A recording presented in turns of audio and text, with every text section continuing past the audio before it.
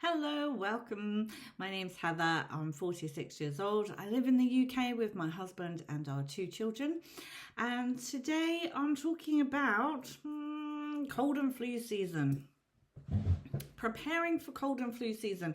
Now, I did a video a couple of days ago talking about how I prepare for the winter, or what I stock up on for the winter. And I did mention briefly cold and flu. But I felt like it needed its own video. So here we are today, just following up on that. Well, I've got a bit of time. So there are some things on here that are going to be really, really obvious, and we'll just get them out of the way. And that's things like tissues, paracetamol, ibuprofen. I do have young children and they can't really take the tablets, and so I do have to get the liquid paracetamol and ibuprofen in for them. Sometimes just the paracetamol is absolutely fine, but if they're really, really sick, you don't really want to get caught short. Luckily, I do have a corner shop that I can just run to and get anything extra that I need. But I think those are the things that if you wake up in the middle of the night and you've got a fever, or you wake up in the morning and you just feel awful, the last thing you want to get caught without is the sort of basic paracetamol, ibuprofen type thing. So I always make sure I pick them up. They're very sort of inexpensive for the boxes, and like if one of us gets sick, chances are everyone's going to get sick. You go through it very, very quickly. So I like to make sure I have at least 3 or 4 boxes around the house. So, safely stored, of course. Another thing that I like to make sure I have is honey and lemon. Lemon juice is something that I buy in the bottles. You can get them sort of about 50 or 60p for a little bottle of lemon juice, or lime juice even. Having that little burst of citrus there, you can make your classic honey and lemon drink. I tend to have honey anyway, to be fair, because I use it instead of sugar in my tea and my coffee. But yeah, those ones right there, I'd feel a little bit lost if I didn't have them in the cupboard. The next few things that we're going to talk about here, that they may seem a little bit odd or unusual, but again, this is just what I do. You don't have to do these things, but it might give you an idea. So what we tend to do is we do prepare for the winter months, and we prepare the whole year by taking probiotics. And this is something that we started doing in the last sort of 12 to 18 months. We all take them as a household. Probiotics help your digestive system, they help your gut health, and your gut health apparently contributes to something like 70% of your immune system. Now, you're never going to be able to completely cut out the sort of never getting a cold, never getting sick, but probiotics definitely help support your immune system. And at least that's what it says on the box, and that's what all the scientists say. So we'll just kind of go with that. We have been taking them for just over a year now, and I would say when there have been a few sniffles or colds coming into the house, it doesn't really develop into anything. So I think it has made a difference, because the year before we were all wiped out with like colds. We got flu really badly year before last, and I was like, we're not getting sick again at Christmas. When that's not happening again. My mum, now I've never used this, but my mum has used this and she swears by it. It's echinacea. She swears that this helps her through the winter months. So I'm going to include it on the list, because you got to listen to your mum. I've heard so many people online as well talking about this one, using elderberry syrup or making elderberry syrup. I love the idea of this, and it's something I want to do. I have tried the last couple of years to grow elder in my garden, because I'd love to have an elderberry tree, elderflower. I'd love to, I like to grow stuff and use it. I'm not going to go out of my way to buy it if I can grow it and get it for free. So I have been trying on this one. It's just going to be, I feel like I keep missing the timing, the planting time on that one. So we'll just try again next year. If at first you don't succeed, try again. So maybe watch this space, and next year we might be able to do some elderberry syrup. What I do have though this year is blackberries, and blackberries are also quite good with your old vitamin C and lots of other goodies. So, you know, that might be something I incorporate just generally into this year's, this winter's supply. But back to the cold and flu. So prevention sometimes, oh my gosh, I'm talking too much.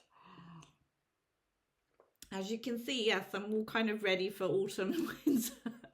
I've got my Halloween outfits. I say outfit, I mean all my Halloween goodies, my spooky season goodies. So prevention is sometimes better than the cure, but I find prevention just kind of helps to stop when you do catch something from getting too bad. So then these are the things that I think are a little bit more personal to me. I have started making things like onion syrup and garlic syrup. If you've not heard of those, what this is honey and onions mixed together. Apparently it's like the most amazing thing that you can have as a sort of a home remedy for cold and flu. Is to, I think the onion one is like a cough syrup. It's meant to be for coughs. The garlic one, I kind of mixed them all in together. I did onions and garlic, poured honey over the top. You drain it off then after like 24 hours, 48 hours.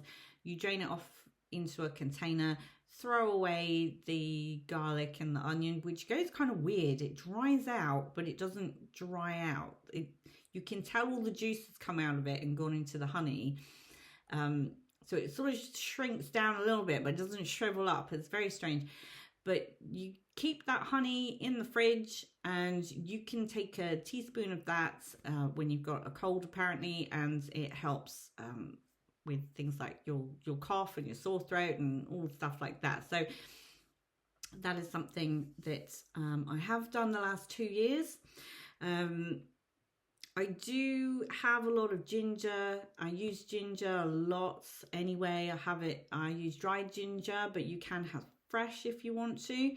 I'm not going to stop you. But dry ginger, that's fantastic, because if you're making honey and lemon, you can pop a little bit of dry ginger in there. Or if you're doing, you can just have it in cold water if you want. I sometimes put it in my coffee. In fact, I put it in my coffee every day. Bit of dried ginger. It's for inflammation, and so hopefully, if like, it keeps the sort of aches and pains at bay when you've got cold and flu. So ginger. Pineapple juice. That's another thing that I like to have ready to go for cold and flu season. We find pineapple juice is the most effective because I feel like orange juice kind of makes my throat feel worse if I've got a sore throat. And apple juice kind of dries it out and makes you cough more. Whereas pineapple juice, if you put a little bit of ginger in with it, and you drink that, you just feel better all over. I don't know why. It could just be a sort of in my head thing, but pineapple juice is the one that we prefer. So I always make sure I have a couple of cartons put away in the cupboard, just in case anyone comes down with something. The other drink that I like to kind of stash away is blackcurrant juice. Blackcurrant squash or orange squash. When I was a kid, if anybody got sick, we would have hot squash. It was very soothing. It was very nice. There's something really comforting about it. But I think for my kids, you know, if they're suffering a little bit and they need a warm drink, it's nice to have the option of the squash, the blackcurrant. I don't know, it's the flavour, the vitamin C that you get in it. I don't know, but it works. So if anything, just to kind of make you feel like you're being comforted and feel a bit better. So squash. And then this is the big one, is the food. So I like to have soup like stashed away. I like to have some frozen meals on hand as well. And this is because obviously if I get sick, I might not feel like cooking. I might not feel up to it, but also I don't want to spread all my germs around. So if I can just take something out of the freezer and put it in the microwave or pop it in the oven for 20 minutes, that's going to help everybody. That's going to solve a lot of issues. So that's one of the things that I feel is a must have, because again, if you're ill and you don't feel like cooking, you still need to get some food. You still need to have something. So if you can, you know, have a few meals around or some tins of soup or something like that, at least you know you're having something, and it's you know, fairly decent. Something is better than nothing at the end of the day. So there we go. These are the things that I stock up on specifically with cold and flu season in mind. Some of them might be obvious, some of them might not be. And I know everybody has their own things around cold and flu kind of cures, like home remedies, cures. I never heard this until I was an adult, about putting Vicks on the balls of your feet. Other things that I've heard recently have been chopping up an onion and leaving the onion around to help kind of clear up the nose and like unblock all the head and everything, ease congestion. So I feel like there's quite a few things out there. There's an old like Pathé newsreel on YouTube. It's all black and white. It's the 50s. It's before the NHS came along, and people were talking about their home remedies, like what they do in their house, or what's the best cure for the flu. How do you deal with a cold and all this? And there's some really interesting cures on there that people have come up with. So I'm sure, you know, a lot of them, they might be to do with a comfort. It might be a comfort factor, but I love hearing those things. And I know there's certain things that I find make me feel better.